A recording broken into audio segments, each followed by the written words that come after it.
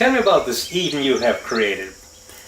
Well, we ended up here after a career in the military. We lived in townhouses and apartments, and when we wanted to buy a property, we were looking for something with some space. My guidance to Joyce was, find me a place where I can throw a rock and not hit the neighbor. I like that. And so we ended up here. It's got 5 acres, and there's a pond in the back. Not a real big one, but it's there. And I was thinking, okay, we'll have trees and grass.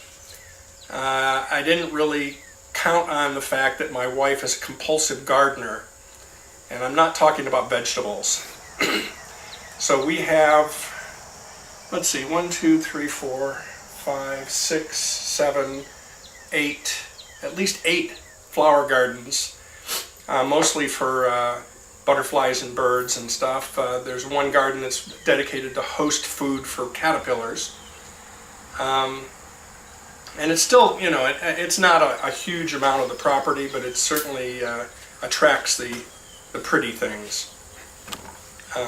And I think that's what you're talking about when you say Eden. Yes. And then we've got a corner of the property that's about 1 acre maybe, that I got tired of mowing.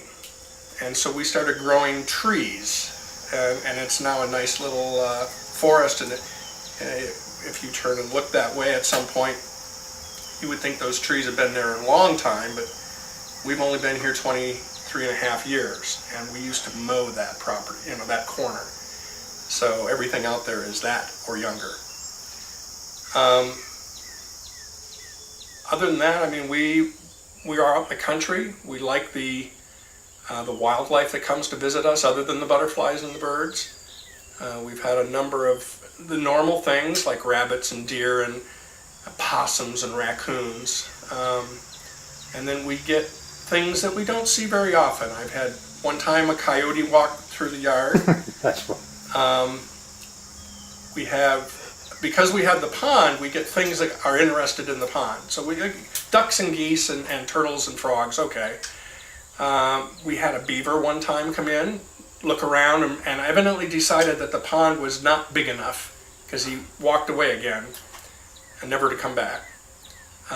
We've had mergansers, which are waterfowl that aren't ducks. They're very distinctive in their displays. The males have a huge white crest, and they're constantly showing it to the females, and I guess that's their way of going, ooh baby, ooh baby. Kingfishers, fox. Let's see, we had a gray fox once.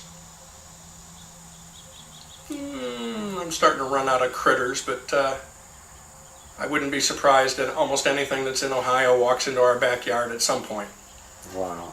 So that's what we enjoy. Other than that, it's just a maintenance issue in terms of keeping the grass down and the weeds back from choking up the pond and things like that. So tell me about this fort that I saw back there. We have 3 kids, and our daughter, the middle one, is married to a serviceman, and they're currently stationed in Okinawa. But when they came and visited us last, the grandsons, 2 boys, that are currently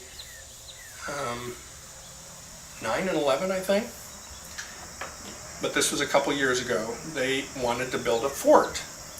And their dad, who's just a big kid at heart, went online and he looked for plans to a fort, and we ended up with a 2-story A-frame.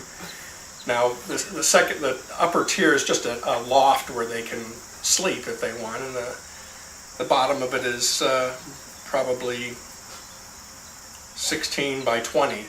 I mean, it's a pretty big building. When I think of building a fort in my backyard, I'm taking 3 pieces of plywood and saying, there you go. That's not what it is. No, it's quite large. They put a lot of effort into it, and it's holding on very well in terms of not falling over or getting gummed up somehow.